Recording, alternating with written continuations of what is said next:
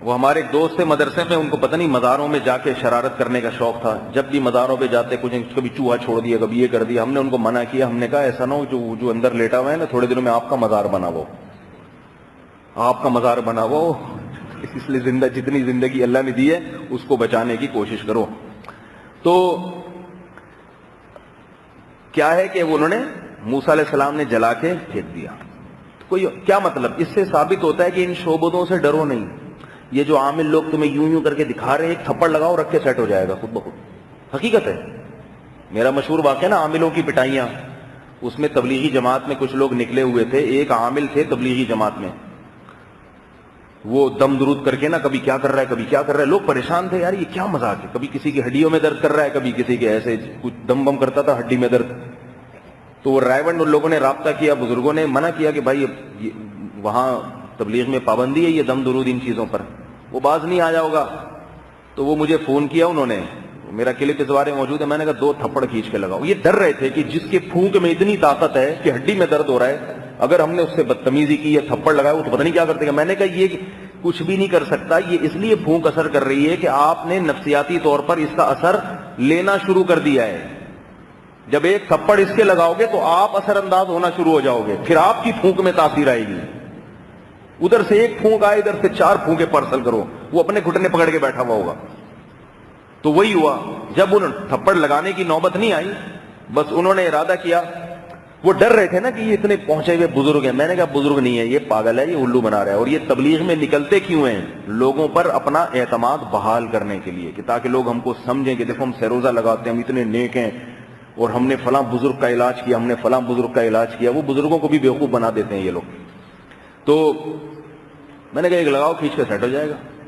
تو وہی ہوا، جب وہ لگانے کا پروگرام بھی بنایا نا، بندہ سیٹ ہو گیا، اس کی پھر پھونک میں دم ختم ہو گیا اس کے. تو موسیٰ علیہ السلام نے جو کام کیا، وہ کام کیا تھا، اٹھا کے اس بچڑے کو، کوئی کمزور آدمی ہوتا نا ڈرتا، یار ایسا نہ ہو اس بچڑے کو یہ خدا کا محبوب بچڑا ہو سکتا ہے یہ کوئی پہنچا ہوا بچڑا ہو، یا اس میں کوئی بھگوان کی روح آ گئی ہو ہے بھائی، یا کوئی فرشتہ اندر گھسا ہوا ہو. تو میں نہیں، وہ ہر آدمی ڈرے گا نا ایسے موقع پہ. موسیٰ علیہ السلام نے بتا دیا ڈرنے کی ضرورت نہیں. یہ بھی نہیں کہ اس کو توڑ تاڑ کے پھینکا ہوا، جلا کے راکھ بنا کے دریا کے حوالے کر دی، پھینک دیا. والا یہ ثم لننسفنه فی الیم نسفا، فرمایا میں اس کو راکھ بنا کے دریا میں پھینک دوں گا، ایسی کی تیسی کر دوں. اس سے زیادہ ذلیل کرنا ممکن نہیں ہے، ورنہ اور بھی کچھ ہوتا تو اور بھی کچھ کر دیتے. تو یہ بتا دیا یہ چیزیں ڈرنے والی نہیں ہوتی. اس لیے میں کہتا ہوں آپ کے گھر میں کوئی مسور کی دال رکھ کے جا رہا ہے اور الٹی الٹی چیزیں گھر سے نکل رہی ہیں، پریشان نہ ہو. آپ چنے کی دال رکھ کے چلے جاؤ. آپ کو ہے نا پڑوسی مسور کی دال رکھ رہے ہیں، اب خواتین ڈر جاتی ہیں، ہائے ہمارے ہاں جادو ہو رہا ہے، ہائے پتہ نہیں صبح صبح روزانہ خون کے چھینٹے نظر آتے ہیں. کوئی اگر گھبراؤ گے تو پھر ہوگا. تھوڑے دن میں کوئی چیز نظر آئے گی، ادھر سے کالی مرغی نظر آئے گی، پھر ادھر سے کالی بلی نظر آئے گی، ادھر سے کوئی بزرگ بیٹھے ہوئے نظر آ جائیں گے صوفے کے اوپر. ایسا یہ آنا شروع ہو جائے گا. اور اگر کچھ بھی نہیں ہے، بھائی کون ہے بھائی مسور کی دال پھینک کے جا رہا ہے، بھائی ایسے اعلان کرو. یار پھینک کے جانے کی ضرورت نہیں ہے بھائی، ہمیں بتا دیو لفافے میں رکھ کے جایا کرو، پکا کے کھا لیں گے ہم لوگ. میں اپنا واقعہ سنایا نا، میں نے ہمارے گھر میں مرچیں آتی تھیں لال رنگ کی. میں جب میری نئی نئی شادی ہوئی پہلی دفعہ، تو ایسا ہوا کہ ابھی شادی کے چند دن ہی گزرے، ہمارے پڑوس میں ایک صاحب رہا کرتے تھے، وہ بڑے جیلسی تھے مولویوں سے، مولویوں کے بڑے خلاف تھے وہ. تو انہوں نے کیا کیا، ہمارے خلاف بولتے بھی رہتے تھے. تو ایک دن ہم جب صبح اٹھا میں دیکھا ہوں، میں نے بھی دیکھا، والدہ نے بھی، سب گھر والوں نے، کہ صحن میں لال رنگ کی مرچیں پڑی ہوئی ہیں ہمارے. ہم نے اٹھا لی، ہم نے کہا پتہ نہیں کہاں سے آئی ہوں گی. 1 گھنٹے بعد دوبارہ وہ کوئی دم کر کے پھونکے لگا کے مرچیں پھینک رہے تھے. پھر 1 گھنٹے بعد دوبارہ. اب میری والدہ تھوڑی سی بہرحال گھبرا گئیں کہ یہ کوئی جادو کر رہے ہیں، کیا کر رہے ہیں. میں نے کہا کچھ نہیں کر رہے، مرچیں ہیں رکھو، پکا کے کھا لیں گے. میں ان چکروں میں کبھی پڑا ہی نہیں ہوں، ان چیزوں کے علاج کی فکر میں بھی نہیں کبھی پڑا الحمدللہ. اور آج تک فٹ فاٹ اللہ کے فضل سے چل رہے ہیں، اللہ چلاتا رہے. نہ میرے والد صاحب ان چکروں میں کبھی پڑے. جب ایک دفعہ کیا ہوا پتہ نہیں، کوئی آ گئے ہمارے گھر میں، کسی سلسلے کے تھے کوئی بزرگ، وہ آ کے سونگنے لگے ایسے کمرے میں نا، کہتے ہیں اس گھر میں کچھ اثرات ہیں. میں نے ابا سے کہا، میں نے کہا اس کو نکالو فوراً یہاں سے، اس کو نکالو، اس کی ناک میں کچھ سڑاند ہے. بزرگ میں جو کہہ رہا ہوں ان کو مجازن، یعنی مجازن دیکھنے میں بزرگ، ورنہ بزرگ کہاں ہوتے ہیں یہ لوگ.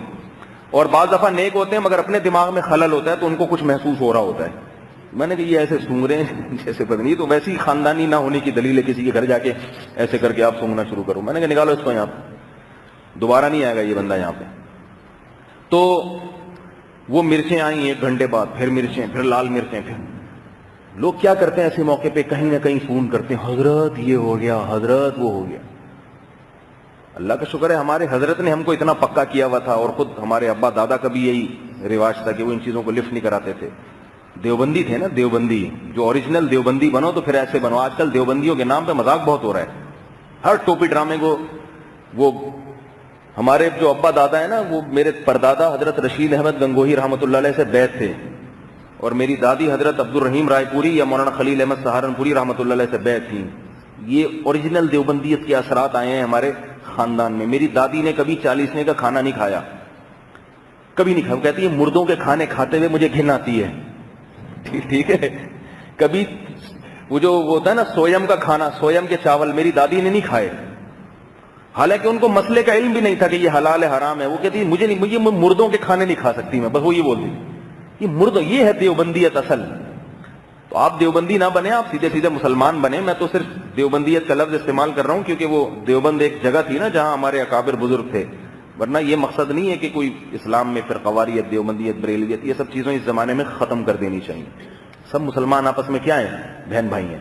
ٹھیک ہے نا بھائی, عورتوں کو بھی تو شامل کرو نا اس میں. سب مسلمان بھائی بھائی ہیں تو خواتین کہاں جائیں گے؟ سب مسلمان آپس میں بہن بھائی ہیں, تو ہنسی خوشی زندگی گزارو. اگر کوئی کسی بھی نام سے کام کر رہا ہے, بریلوی بھی ہے, اگر عقیدہ صحیح ہے تو کوئی بات نہیں بھائی, تو بریلوی ٹھیک ہے. اہل حدیث ہے, اگر عقیدہ صحیح ہے, اعمال درست ہیں, اسلاف کو برا بلا نہیں کہتا, تو چلو یار تیری جس طرح سے سمجھ میں آ رہا ہے تو اس طرح عمل کر لے. ہمیں جس طرح سمجھ میں آئے گا ہم اس طرح عمل کریں گے. ٹھیک ہے نا. اب ایک اہل حدیث دوست آئے, مجھے کہنے لگے میں رفع الیدین چھوڑ دوں. میں نے کہا مجھ سے پوچھ کے کیوں چھوڑ رہا ہے بھائی, اگر آپ کو سمجھ میں آتا ہے کرنا چاہیے تو آپ کرو. تو کہہ رہے پھر آپ کیوں نہیں کرتے؟ میں نے کہا میری سمجھ میں نہیں آتا. میں ایک مسلک کو فالو کرتا ہوں, فقہ حنفی کو فالو کرتا ہوں. میں سمجھتا ہوں کہ چاروں مذاہب برحق ہیں, فالو ایک کو کرو. سب کے پاس دلائل ہے, کرنے کے دلائل بھی ہیں, نہ کرنے کے بھی. تو مجھے یہ سمجھ میں آئے گا اور مجھے اس پہ اتنا شرح صدر ہے کہ میں دنیا چھوڑ دوں گا, اپنے مسلک کو نہیں چھوڑوں گا. لیکن میں کسی دوسرے کو برا نہیں کہوں گا, کیونکہ بنیادی عقائد اسلام کے وہ توحید اور رسالت ہے. اسلام کے ارکان کتنے ہیں؟ 5 ہیں, اس کو سب مانتے ہیں. نمازیں ٹوٹل کتنی ہیں؟ 5 ہیں, اس کو اہل حدیث بھی مانتے ہیں, ہم بھی مانتے ہیں. تو اب ان باتوں میں ہم کسی کو کافر یا دائرہ اسلام سے خارج یا جہنمی نہیں قرار دے سکتے, لیکن فالو تو ہم اسی کو کریں گے جس پر مجھے اعتماد ہے. صحابہ کرام میں جو اختلاف ہوا مسائل کے معاملے میں, نبی صلی اللہ علیہ وسلم نے بنو قریظہ کی طرف بھیجا ایک لشکر کو, اور حکم دیا جب تک وہاں پہنچ نہ جاؤ عصر کی نماز نہیں پڑھنا, عصر کی نماز نہیں پڑھنا. تو اب راستے میں عصر قضا ہونے لگی. صحابہ کو سوال ہوا کہ نبی نے تو حکم دیا تھا کہ عصر وہاں پہنچے بغیر نہیں پڑھنا, سمجھ لیں, جب تک بنو قریظہ نہ پہنچ جاؤ عصر نہیں پڑھنا. تو بعض صحابہ نے بولا بھائی نبی کی حدیث ہے, بنو قریظہ پہنچے بغیر عصر نہیں پڑھنی, اگر ہم نے پڑھ لی حدیث کی مخالفت ہے. دوسرے صحابہ نے کہا بھائی حدیث کا مطلب یہ نہیں ہے, بات سمجھنے کی کوشش کرو, یہ ہمارے اندر فرقواریت اور اختلاف کیوں آ رہا ہے. دوسرے صحابہ نے کیا کہا, حدیث کا مطلب یہ نہیں ہے. وہ تو نبی نے اس لیے کہا تھا کہ نبی کو یہ علم تھوڑی تھا کہ راستے میں نماز قضا ہو جائے گی. وہ تو جیسے کہتے ہیں نا بھائی وہاں پہنچ کے اطمینان سے پڑھ لینا, یہ تو حالات ہیں جنگ کے, راستے میں خطرات بھی ہیں, اس لیے یہ تھوڑی کہ اگر قضا ہو جائے گی تو اس کے بارے میں حدیث خاموش ہے. اس کے بارے میں قرآن کی آیت ہے حافظوا علی الصلوات والصلاۃ الوسطی.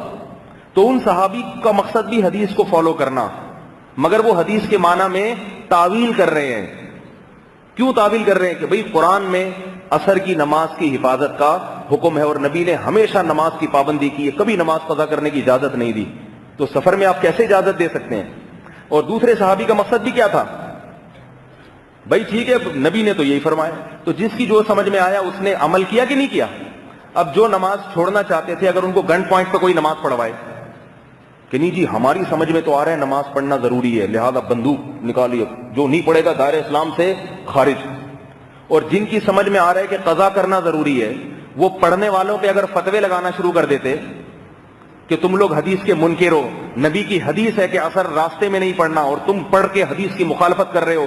بندوقیں نکل آتی کہ نہیں نکل آتی؟ بہت مشکل ہے بھائی, نہیں آ رہی سمجھ میں یار. صحابہ کرام نے کسی کو ملامت بولو نا بھائی نہیں کہ بولو بھائی اس کا مقصد بھی اللہ رسول کی رضا ہے, اس کا مقصد بھی, جس کو سمجھ میں آ رہا ہے پڑھ لے تو پڑھ لے, جس کو نہیں آ رہا وہ نہیں پڑھ. محبت سے یہ قافلہ گیا ہے, کچھ نے پڑھی کچھ نے نہیں پڑھی. جس کی سمجھ میں آ رہا تھا کہ پڑھنی چاہیے, اسے اگر کوئی گن پوائنٹ پہ کہتا کہ نہیں پڑھو تو وہ چھوڑ دیتے, کہتے نہیں بھائی میں اس کو حق سمجھتا ہوں, میں اس پہ رہوں گا. اور جس کی سمجھ میں آ رہا تھا کہ نہیں پڑھنی چاہیے, انہیں اگر کوئی بندوق کی نال پہ کہتا کہ پڑھو تو وہ پڑھ لیتے. وہ سمجھ رہے ہیں حدیث کے مخالف ہے تو کیوں پڑھیں گے وہ؟ تو اختلاف ہوا. اور نماز کے بارے میں اختلاف, دیکھو نبی کے دور میں جتنے واقعات ہوئے ہیں یہ اتفاقی نہیں ہیں. ہر واقعے کے پیچھے امت کو سبق دلایا جا رہا ہے تاکہ قیامت تک امت اس واقعے کو فالو کرے. ایک تو اختلاف فرض نماز کے بارے میں ہوا, جس سے اہم حکم اسلام میں کوئی ہے ہی نہیں. بہت اہم بات ہے, غور سے سنیں. آج سارے فرقے اور اختلاف اور جھگڑے کیوں پیدا ہو رہے ہیں؟ مسلک اسلام میں ہمیشہ سے رہیں, مسلک کو ختم نہیں کیا جا سکتا. بہت سے لوگ کہتے ہیں حنفی, شافعی, مالکی, اہل حدیث, یہ مسلک کیوں ختم کرو سب کو. ختم نہیں ہو سکتے. لڑائی کو ختم کرنا چاہیے بھائی. جو جس کو فالو کر رہا ہے, اگر وہ بیسک اسلام کی بنیاد پر متفق ہے تو اس کو چلنے دو. اس کو فتوے لگا لگا کے گمراہ قرار دے کے اس کو اپنے مسلک پہ لانے کی کوشش مت کرو. انشاءاللہ بخشش ہو جائے گی, آپ کی بھی اس کی بھی ہو جائے گی. تو نبی صلی اللہ علیہ وسلم کے دور میں جو واقع ہوا, اختلاف کس میں ہوا؟ فرض نماز میں, جس سے بڑا اختلاف ہو نہیں سکتا. یعنی ایسی مثال قائم کی گئی بھائی نماز تو سب سے اہم ہے نا اسلام میں. ہمارا جو اختلاف ہوتا ہے اہل حدیث سے یا کسی اور سے, وہ نماز پڑھنے یا قضا کرنے میں نہیں ہے. وہ یہ کہ رکوع میں ہاتھ اٹھانے کہ نہیں اٹھانے. رکوع بھی کر رہے ہیں, قیام بھی کر رہے ہیں, فاتحہ بھی پڑھ رہے ہیں, سورت بھی ملا رہے ہیں, رکوع میں سبحان ربی العظیم وہ بھی پڑھ رہے ہیں, ہم بھی پڑھ رہے ہیں, بابوضو وہ بھی ہیں, ہم بھی ہیں. ان کا قبلہ بھی بیت اللہ, ہمارا قبلہ بھی بیت اللہ. یہ نہیں ہے کہ ان کے ہاں کہو کہ پڑھو, ہم کہتے ہیں نہیں پڑھو. نہ نہ نہ, پڑھنے کا طریقہ بھی سیم ہے. تھوڑی سی وہ ٹانگیں چوڑی زیادہ کر لیتے ہیں, ہم تھوڑی سی کم کرتے ہیں. ٹھیک ہے نا. کھڑے ہم بھی ہوتے ہیں قیام میں, وہ بھی کہتے ہیں کھڑے ہو. رکوع میں ہم نے بھی جھکنا ہے, وہ بھی کہتے ہیں جھکو. آمین ان نے بھی کہنا ہے, ہم نے بھی آمین. وہ کہتے ہیں زور سے بولو, ہم کہتے ہیں تھوڑا آہستہ بول لو. ان باتوں پہ پاگلوں کی طرح, احمقوں کی طرح فتوے بازیاں, یوٹیوب بھرا ہوا ان چیزوں سے. بڑے بڑے مولوی داڑیاں رکھے ہوئے, وہ زور سے آمین پہ دلائل کے مار, وہ آہستہ آمین پہ دلائل کے مار. اور عوام پھر مرغوں کی طرح لڑتے ہوئے ان مولویوں کا تماشا دیکھ کے خوش ہوتی ہے, اور لڑواتی بھی عوام ہی ہے. کوئی رفع الیدین پر مناظرے, کوئی رفع الیدین نہ کرنے پر. چھوڑ دو یہ بچکانہ حرکتیں, بچکانہ. یہ وہی ہے پست ذہنیت, تنگ ذہنیت. چاہے کوئی اہل حدیث ایسی باتیں کرے انٹرنیٹ پہ یا دیوبندی کرے, دونوں کی ذہنیت ایک جیسی ہے. ہاں ایک بات اللہ نے قرآن میں بتائی, لا يحب اللہ الجہر بالسوء من القول الا من ظلم, کہ اللہ کو بری بات پسند نہیں ہے, ہاں جس پر ظلم ہو تو وہ دفاع میں کہہ سکتا ہے. اب اگر کوئی کسی کے مسلک کا مذاق اڑا رہا ہے اور اس کے اکابر کو برا بلا کہہ رہا ہے, تو پھر آدمی اپنے مذہب کو ڈیفائن کرنے کے لیے دلائل دے سکتا ہے. جیسے میں بھی رفع الیدین نہ کرنے پر میں نے بھی کچھ دلائل دیے ہیں, پورا ایک کلپ ہے میرا. وہ کیوں دیے ہیں؟ لوگ کہتے ہیں کہ ایک طرف تو آپ کہتے ہیں یہ مسائل اتنے اہم نہیں ہیں, پھر آپ نے بھائی دلائل اس لیے دیے ہیں کہ لوگ ہم کو احمق اور بیوقوف نہ سمجھیں. اور ہم کیا, لوگ اسلاف کو, امام ابو حنیفہ کو بیوقوف نہ سمجھیں, تو ہم ان کے بھی دلائل دے دیتے ہیں بعض دفعہ, لیکن وہ تمیز کے دائرے میں دینے چاہیے. ایسے نہیں کہ دوسرے کو آپ بالکل ہی اس کو بولے جو یہ نہیں مانتا وہ دائرہ اسلام سے خارج ہے, وہ جہنمی ہے یا وہ اہل سنت سے خارج ہے. ایسا نہیں ہے, یہ ہمارے دلائل اور ہمیں اس پر اطمینان ہے. تو میں یہ عرض کر رہا تھا کہ کس میں اختلاف ہوا؟ فرض نماز میں. اور فرض نماز میں سب سے زیادہ تاکید اسلام میں عصر کی نماز میں ہے, کیونکہ قرآن میں آتا ہے حافظوا علی الصلوات والصلاۃ الوسطی, نمازوں کی حفاظت کرو, خصوصاً درمیانی نماز. درمیان میں کون سی نماز آتی ہے؟ عصر.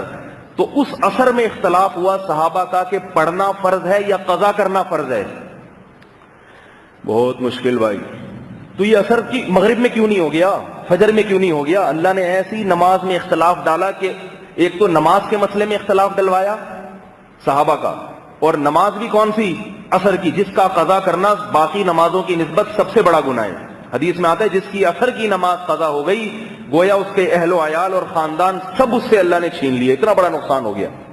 تو اتنا اہم ترین مسئلے میں بھی جب حدیث کو سمجھنے میں صحابہ کا اختلاف ہوا ہے مگر نیت دونوں کی درست تھی، تو نہ صحابہ نے ایک دوسرے کے خلاف یوٹیوب پہ بیانات دینا شروع کر دیے، جو بھی اس زمانے کا یوٹیوب تھا، جو بھی اس زمانے کا میڈیا تھا، نہ ایک دوسرے کو برا بلا کہا بھائی جس کے سمجھ میں آ رہا ہے پڑھ لے، جس کی سمجھ میں آ رہا نہیں پڑھے. سمجھ رہے ہو نا؟ کوئی مسئلہ نہیں، محبت سے آپس میں گئے، واپس آئے تو نبی کے سامنے واقعہ بتایا، نبی نے خاموشی کا اظہار کیا، اور نبی جب خاموش رہے اس کی علامت ہے چلتا ہے، سیٹ ہے، دونوں ٹھیک ہے. حالانکہ ایک اور موقع پر اختلاف ہوا صحابہ میں، نبی نے خاموشی کا اظہار نہیں کیا. نبی نے ایک قافلہ بھیجا، ایک کو امیر بنایا، صحابی کو امیر بنایا، بولا ان کی اطاعت کرو اور امیر کی مخالفت کبھی نہ کرنا. جن کو امیر بنایا انہوں نے غصے میں آ کے ایک حکم دے دیا کہ سب اس آگ میں چھلانگ مار دو. صحابہ پریشان، ایک طرف امیر کی اطاعت کا حکم ہے بھائی، دوسری طرف حکم کیا دیا جا رہا ہے آگ میں چھلانگ مار دو. تو بعد پھر مشورہ ہوا، انہوں نے بولا کہ ہم نے اس جہنم کی آگ سے یا اس آگ سے بچنے ہی کے لیے تو نبی کو ہم نے فالو کیا ہے، تو ہم اس میں کیوں چھلانگ ماریں. یہ لوگ واپس، کسی نے بھی چھلانگ نہیں ماری اور امیر کی مخالفت کی. واپس آئے ہیں، نبی صلی اللہ علیہ وسلم نے خاموشی کا اظہار نہیں کیا، بلکہ آپ نے فرمایا اگر تم آگ میں چھلانگ مار دیتے قیامت تک اس آگ میں جلتے رہتے، اتنا بڑا جرم، خودکشی کا گناہ ہوتا. امیر کی اطاعت کا یہ مطلب تھوڑی ہے کہ اللہ کی نافرمانی اور گناہ کرنا شروع کر دو. تو کیا اس سے سبق ملتا ہے؟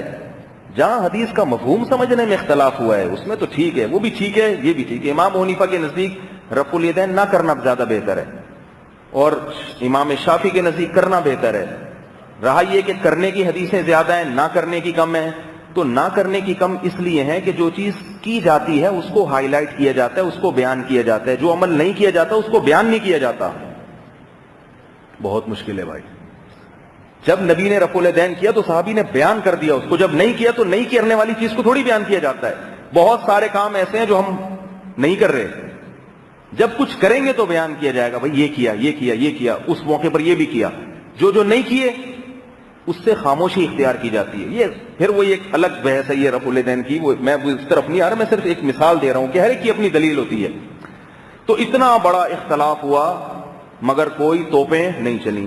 تو میں بھی کوئی اہل حدیث مجھ سے رابطہ کریں بھائی میں یہ کروں، میں کہتا ہوں بھائی میں آپ کو نہیں کہتا کچھ، یہ دلائل ہیں. ان دلائل کی بنیاد پر میں یہ سمجھتا ہوں کہ ان چاروں فقہ میں سے ایک کو فالو کرنا ضروری ہے. اس لیے میں امام ابو حنیفہ کے فقہ کو فالو کرتا ہوں اور دلائل کی بنیاد پر میں ان کی تقلید کرتا ہوں. بعض لوگ اس پہ اعتراض کرتے ہیں تقلید اور دلیل جمع نہیں ہو سکتی ہے.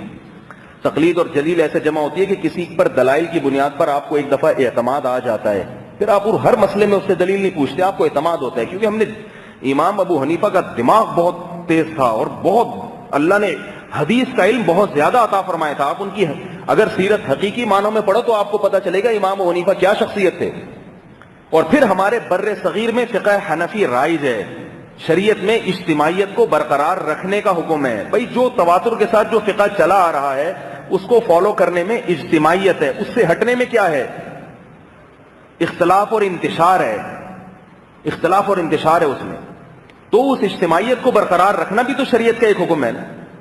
بھائی جب سارے صحیح ہیں تو جب یہی ایک تواتر کے ساتھ چلا آ رہا ہے تو بس ٹھیک ہے. جیسے میں نے بتایا نا بہت سے عرب لوگ یہاں آتے تھے رفع الیدین چھوڑ دیتے تھے، کہتے کوئی بھی رفع الیدین کے ساتھ نہیں پڑھ رہا، ہم پڑھیں گے تو الگ سے نمایاں ہوتے ہیں، چلو یہ بھی ٹھیک ہے. جیسے ہم جب حرم میں جاتے ہیں تو حرمین کے امام کے پیچھے وتر پڑھ لیتے ہیں، حالانکہ فقہ حنفی میں وہ وتر کا طریقہ جائز نہیں ہے.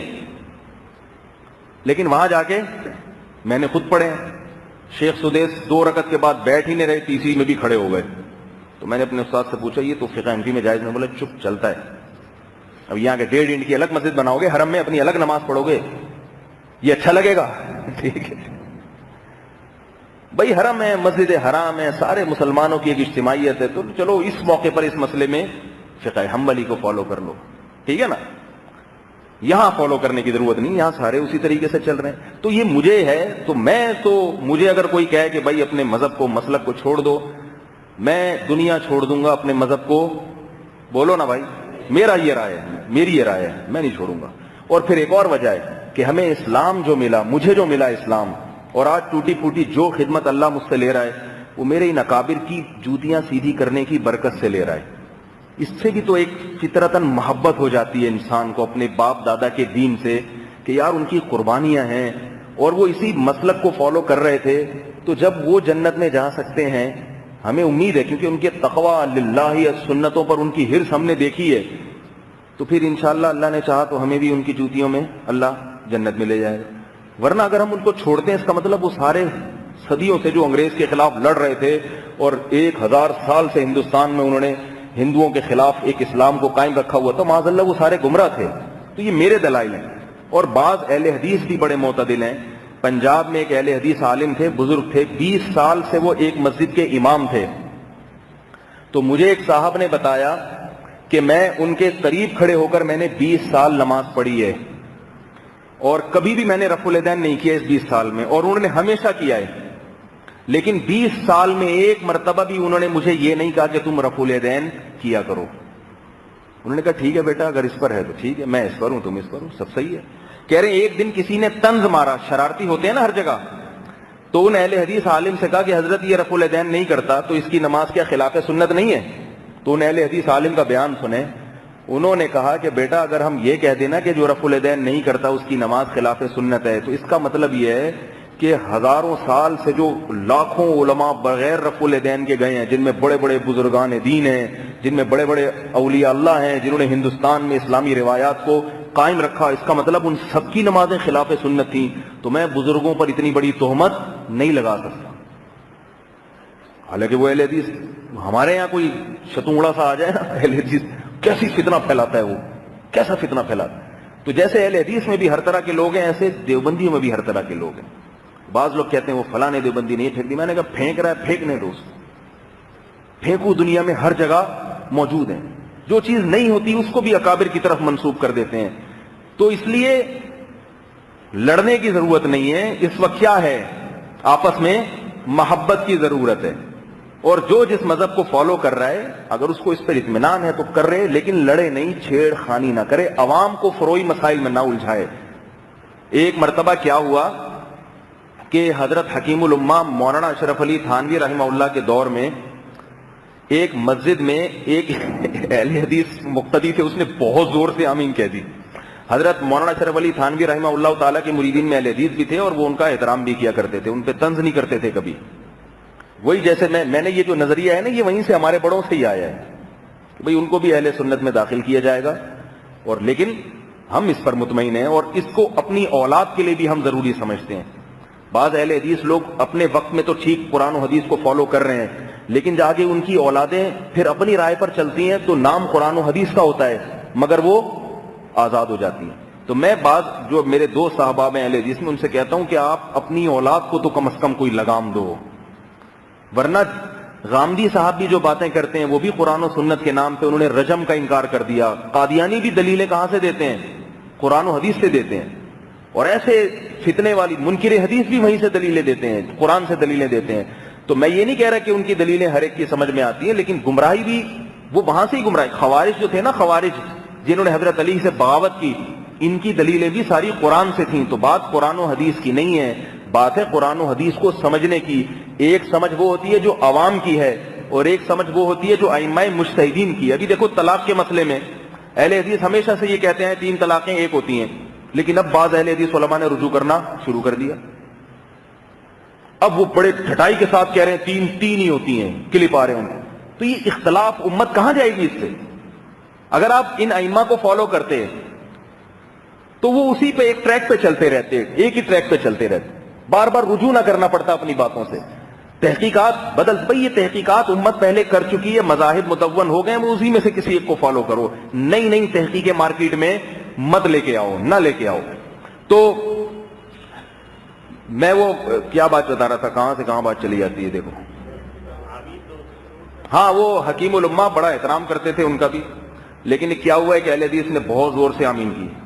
اس دور میں یہ تھا کہ اگر کوئی زور سے بھی کہتا تھا تو اس کو منع نہیں۔ میری مسجد میں نہیں ہے، بعض اہل حدیث بھی نماز پڑھتے ہیں زور سے کہتے ہیں، میں نے کبھی نہیں کہا کسی کو تھوڑا اس کا آواز کر، ٹھیک، کچھ بھی نہیں کہا کبھی، ٹھیک ہے بھائی تمہیں اگر زور سے سمجھ میں آ رہا ہے تو زور سے کہہ لو، جس کی آہستہ سمجھ میں آ رہا ہے وہ آہستہ کہہ لے۔ تو زور سے، بہت زور سے آمین کہی، اس پہ جھگڑا ہو گیا، پولیس آ گئی۔ تو حکیم الامہ نے فرمایا اگر یہ اخلاص سے آمین کہی جاتی، بھلے زور سے ہی ہوتی، تو پولیس انوالو نہ ہوتی اس میں۔ اگر یہ آمین اخلاص والی ہوتی, قرآن و حدیث کو فالو کرنے کی نیت سے ہوتی, تو اس میں پولیس انوالو نہ ہوتی. یہ جس نے بھی آمین کہی ہے اس کی نصف مقصد کیا تھا؟ شرارت. اور یہ بھی فرمایا بعض لوگ کس طرح سے آمین کہتے ہیں کہ آمین کے لفظ سے خشوع نہیں ٹپک رہا ہوتا, شرارت ٹپک رہی ہوتی ہے کہ چھیڑ رہا ہے. آمین حرمین میں بھی کہی جاتی ہے. اور میں نے بتایا اہل حدیث میں معتدل بھی ہیں, وہ بھی بڑے اخلاص سے آمین کہتے ہیں. لیکن بعض کیا کرتے ہیں, جیسے دیوبندی میں بعض شرارتی لوگ ہوتے ہیں تو ان میں بھی بعض شرارتی چھڑ. میں ایک دفعہ نماز پڑھ رہا تھا تو میرے ساتھ ایک کھڑے ہو گئے, انہوں نے اتنی زور سے فاتحہ الحمدللہ رب العالمین امام کے پیچھے فاتحہ شروع کر دی. میری نماز پڑھنا میرے لیے مشکل ہو گئی. میں اتنا وہ نماز کے بعد میں نے ان سے کہا میرے بھائی اللہ کے بندے, اگر امام کے پیچھے آپ نے فاتحہ پڑھنی ہے, آپ کا مذہب ہے, تو اتنی زور سے پڑھنے کا تو کہیں بھی نہیں آیا نا, آپ آرام سے پڑھ لیں. صرف مجھے دکھانے کے لیے زور سے پڑھ رہے ہیں تاکہ میں بچہ تھا اس وقت, میں سلام پھیر کے آپ سے پوچھوں گا کیوں پڑھ رہے ہو, پھر آپ بتاؤ گے حدیث میں آتا ہے. پھر میں کہوں گا یار ہمارے علماء تو بیوقوف تھے, ان کو تو پتہ ہی نہیں حدیثوں کا. تو یہ نیت کیا ہے؟ ہمارے ایک دوست دیوبندی مسلک کے تھے حنفی, وہ بھی شرارتی بن کے گئے ایک دفعہ اہل حدیث کے یہاں, جا کے ان کو پن کر رہے ہیں. ٹھیک ہے, میں نے کہا اللہ کے بندے میرے ساتھ کم از کم یہ کام مت کرو. جا کے ان کو نا اگلوا رہے ہیں. وہ بن کے گئے اہل حدیث, نماز پڑھی, اتنی ٹانگیں چوڑی کر لی نا, ان کے پیچھے نماز پڑھی اہل حدیث. میں تو کھڑا ہوا اپنے طریقے سے, اتنی ٹانگیں چوڑی کر کے ان کو یہ شو کر رہے ہیں کہ میں اہل حدیث ہوں. میں نے کہا کیوں شو کر؟ کہہ رہے تاکہ اپنے راز اگلیں, یہ راز اندر سے جو ان کے بوجھ بھرا ہوئے نکلے. میں نے کہا یہ شرارت میرے ساتھ کم از کم بیٹھ کے نہیں کرو, کیوں دھوکہ دے رہے ہو؟ پھر جا کے اس نے, وہ لائبریری والا تھا, اس کو جا کے دیوبندیوں کے خلاف بولنا شروع کر دیا. وہ پہلے ہی بھرا ہوا بیٹھا ہوا تھا, ٹھیک ہے, اس نے اور بولنا شروع کر دیا. تو ہر جگہ فتنہ ہے. لیکن ہمیں صحابہ کی تاریخ میں کیا ملتا ہے؟ فروعی مسائل میں اختلاف تو ملتا ہے, مگر فروعی مسائل میں لڑائیاں, بولو نا بھائی, نہیں ملتی. تو لڑو نہیں. یہودی ہنستا ہے, ہندو ہنستا ہے, بولتا ہے بھی ٹانگوں میں ان کے بیچاروں کے مسئلے حل نہیں ہوئے, ٹانگیں اتنی چوڑی کرنی, پتلی کرنی, یہ ہمیں کیا مذہب سکھائے. آج ایک یورپ میں انگریز اگر مسلمان ہوتا ہے, میرے کزن کا فون آیا, کہہ رہے وہ انگریز اتنا پریشان ہو جاتا ہے کہ میں کیا کروں, میں مسلمان تو ہو گیا, میں نماز کس طریقے سے پڑھوں. وہ یوں کر کے پڑھ رہا ہے, دوسرا آگے اس کو پن کرے گا, تو یہ والی تھوڑی ہوتی ہے, اصل تو یہ والی ہے. وہ پھر یہ رفع الدین چھوڑ دیتا, دوسرا آگے پن کرتا, بھائی ٹانگیں تو تھوڑی سی چوڑی کر, ادھر چوڑی کرے گا, دوسرا کہتا تھوڑی سی پتلی کر, اتنی نہیں ہوتی یار, اتنی چوڑی نہیں ہوتی, اسلام میں تھوڑی سی پتلی ہوتی ہیں. تو زور سے آمین کیا کہ آہستہ ہے اسلام میں. وہ آہستہ کیا کہ تھوڑا زور سے بول یار, حرم میں نہیں دیکھتا اتنی زور سے ہوتی ہے. تو وہ پاگل ہو جاتے ہیں. چھوڑو, جیسے پڑھ رہا ہے پڑھنے دو اس کو. جو صحیح علماء ہے نا وہ اسی طرح کرتے ہیں. ہندوستان میں ایک عالم سے کسی ہندو نے طنز کیا, بولا یہ تم لوگوں میں اور اہل حدیث میں کیا اختلاف ہے؟ اب بیوقوف آدمی فوراً الٹی باتیں شروع کر دے گا بیٹھ کے, ابے اصل تو ہم لوگ ہیں, وہ تو وہی جہنمی ہیں, اس طرح کی باتیں کرے گا نا. تو ہندو کا تو مقصد ہی یہی تھا کہ ان کو آپس میں لڑاؤ. تو عالم بڑے ذہین تھے تو ہمارے بزرگوں میں نا, انہوں نے ایک بات کہی. انہوں نے کہا دیکھو تھوڑا سا اختلاف ہے, وہ یہ کہتے ہیں کہ زور سے آمین کہو, ہم کہتے ہیں آہستہ کہو. باقی خدا ان کا بھی ایک ہے, ہزاروں ہمارے بھی نہیں ہے. مطلب طنز مارا کہ تم سے پھر بھی ہم دونوں اچھے ہیں, تم تو درجنوں خداؤں کو پوجتے ہو, وہ بھی ایک کو پوجتے ہیں, ہم بھی ایک کو پوجتے ہیں. تو اصل مسئلہ یہ نہیں ہے کہ زور آہستہ, پہلے اس کو حل کرو کہ ایک خدا اچھا یا درجنوں بھگوان اچھے. تو وہ بیچارہ اپنی بغلیں جھانکنے لگا. اس نے بولا پہلے اپنے مسائل تو حل کریں. نہیں آ رہی میرا خیال ہے بات, بہت مشکل ہے یار آپ لوگ کو. تو بات کہاں سے چل رہی تھی, جلدی سے سمیٹ کے ختم کرتا ہوں میں. ہاں, تو یہ میں بتا رہا تھا کہ یہ ہندوؤں سے آئی ہیں اور یہ بہت سی چیزیں دیوبندیوں میں بھی گھسی ہوئی ہیں جو توحید کے. میں بتا رہا تھا ہماری دادی سویم کا کھانا نہیں کھاتی تھیں. کیوں؟ ان کو مسئلے کا ہم کہتے ہیں یہ مردوں کے کھانے ہم سے نہیں کھائے جاتے. یہ کوئی کھانا ہے؟ مر گیا تو کھانا کھا رہے ہیں. تو وہ بیعت تھی حضرت مولانا عبد الرحیم رائے پوری سے. تو میں نے اپنے بزرگوں کی کتابیں پڑھی, ان کی سیرت کو دیکھا, پھر اپنے باپ دادا میں ان کی جھلک نظر آئی, تو مجھے ان سے محبت ہے, عشق ہے, عقیدت ہے. نالائق ہوں, ان جیسا بننے کی کوشش کرتا ہوں, بنا نہیں. تو میں کیسے چھوڑ دوں ایسے مذہب کو بھائی؟ ایسے میں دنیا چھوڑ دوں گا, اپنے مسلک کو نہیں چھوڑوں گا. مگر یہی ہم نے انہی سے سیکھا ہے کہ مسلمانوں کو آپس میں لڑانے کی کوشش مت کرو, فروعی مسائل میں چلتا ہے, ٹھیک ہے نا, چلتا ہے اختلاف. ایک آخری بات کر کے بس جلدی سے بات مکمل کرتا ہوں. کچھ دن پہلے ایک اہل حدیث کا فون آیا میرے پاس. وہ کسی لڑکی سے شادی کرنا چاہتے تھے. لڑکی کے ابا راضی نہیں تھے. اب فقہ حنفی میں تو لڑکی سے شادی اس کی ابا کی اجازت کے بغیر ہو سکتی ہے، اہل حدیث کے مذہب میں جائز نہیں ہے. نہیں یاری بات. وہ حدیث پیش کرتے ہیں ایما امرأة نکحت بغیر اذن ولیہا فنکاحها باطل باطل باطل. ہر وہ عورت جو اپنے ولی کی اجازت کے بغیر نکاح کر لے اس کا نکاح باطل ہے باطل ہے باطل ہے. امام ابو حنیفہ نے اس حدیث کے کیا جواب دیے ایک الگ ٹاپک ہے، ان کے بھی اپنے دلائل ہیں، لیکن یہ حدیث ہے. اس حدیث کی بنیاد پر اہل حدیث حضرات کا بھی مذہب، امام احمد ابن حنبل کا بھی یہی مذہب ہے، فقہ حنبلی سعودی عرب میں اسی کو فالو کیا جاتا ہے. ان کے عدالت میں قانون ہے کہ لڑکی باپ کی اجازت کے بغیر نکاح نہیں کر سکتی. باپ آتا ہے کورٹ میں، سوال ہی پیدا نہیں ہوتا کہ باپ کے بغیر. کویت میں، دبئی میں، سب میں یہی مذہب چل رہا ہے. اور امام شافعی کا بھی، جمہور کا یہی مذہب ہے. امام ابو حنیفہ کا مذہب کیا ہے کہ کر سکتی ہے، البتہ اس کی کچھ شرائط ہیں، وہ ایک الگ موضوع ہے، لیکن ایسا نہیں ہے. اس میں کچھ کنڈیشن ہیں جن میں بعض کنڈیشن میں نہیں کر سکتی اور عام حالات میں کر سکتی ہے. وہ اہل حدیث تھے، ان کا فون کس کے پاس آیا؟ میرے پاس. اب مجھ سے فتویٰ لے رہے ہیں کہ میں لڑکی سے نکاح کرنا چاہتا ہوں، کیا نکاح ہو جائے گا؟ میں نے بتایا نکاح تو ہو جائے گا مگر ایسا نہیں کرو یار، یعنی اس میں کچھ نقصانات ہیں. بعض دفعہ وہ نقصانات کی وجہ نکاح بہرحال کنسیڈر ہوگا، وہ ویلڈ ہوگا. پھر وہ باتوں میں مجھے اندازہ ہوا کہ اہل حدیث. میں نے کہا آپ کا مسئلہ کیا ہے؟ کہتے میں اہل حدیث ہوں. میں نے کہا پھر آپ اہل حدیث علماء سے کیوں نہیں پوچھ رہی یہ مسئلہ؟ نہیں آ رہی میرا خیال ہے بات.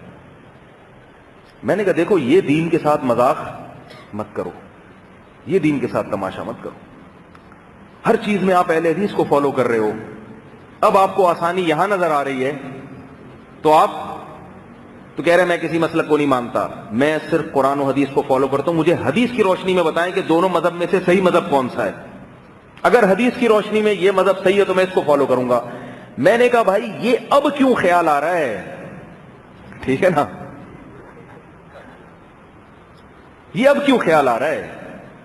میں نے کہا حدیث کی روشنی تو دونوں طرف ہے، تبھی تو دو مذہب بن گئے. میں اگر ایک بات کہوں گا کہ حدیث کی روشنی میں یہ ہے کہ نہیں ولی کی اجازت کے بغیر بھی کر سکتے ہیں، تو وہ تو میری ریسرچ ہوگی نا، میری تحقیق ہوگی. امام شافعی کی اور آپ کے اہل حدیث علماء کی تو اس کے خلاف ہے. تو یہی بات آپ اہل حدیث سے پوچھیں کہ حدیث کی روشنی میں نکاح ویلڈ ہوگا یا نہیں ہوگا. نہیں یاری بات. میں حدیث کی روشنی ڈالوں گا، وہ کوئی اور روشنی ہوگی، وہ ڈالیں گے وہ روشنی، کیونکہ ہر آدمی کا سوچنے کا اسٹائل دوسرے سے الگ ہوتا ہے. ہر آدمی دلائل کے جو تانے بانے صغرے کبرے ملاتا ہے وہ الگ ہوتا ہے. ہر آدمی کا سوچنے کا اسٹائل، تبھی تو اختلاف ہوتا ہے رائے میں. جیسے صحابہ کے سوچنے کا اسٹائل الگ، انداز الگ. ایک کہہ رہے بھائی نبی کی حدیث کیا ہے کہ نہیں پڑھو عصر کی نماز، دوسرے کہہ رہے مقصد یہ نہیں ہے. دونوں فالو کر رہے ہیں مگر رائے کا اختلاف تو ہوتا ہے نا. تو میں نے پھر ان کو ڈانٹا کہ یہ مذاق نہیں کرو. میں نے کہا دین کے ساتھ یہ غلط ہے. اگر آپ کہہ رہے ہو حدیث، میں تو بتا دوں گا، میرا مذہب تو یہی ہے، میں تو بتاؤں گا کہ بھئی جائز ہے نکاح، اس پہ دلائل ہے میرے پاس. لیکن یہ پوری تحقیق آپ کس وقت کس سے پوچھو؟ جا کے اپنے اہل حدیث عالم سے، ان سے پوچھو کہ قرآن حدیث کی روشنی میں بتائیں. یہ پھر صحیح نہیں ہوتا. اسی وجہ سے ہم کہتے ہیں ایک مسلک کو فالو کرنا ضروری ہے، ورنہ انسان خواہشات کے پیچھے پڑ جاتا ہے. جہاں اپنے مطلب کی بات ہے وہ اس کو حدیث لگا کے، اور جہاں مطلب نہیں سمجھ میں آ رہا اس کو اندھی تقلید کے نام سے پتلی گلی سے نکل لو وہاں سے. ایسا نہیں ہوتا. تو سب حدیثوں ہی کو فالو کرتے ہیں، جتنے مذاہب ہیں، جتنے علماء ہیں. اہل سنت والجماعت کوئی بھی حدیث کی مخالفت نہیں کرتے. حدیث کی رائے میں، حدیث کو سمجھنے میں اختلافات ہوتے ہیں. تو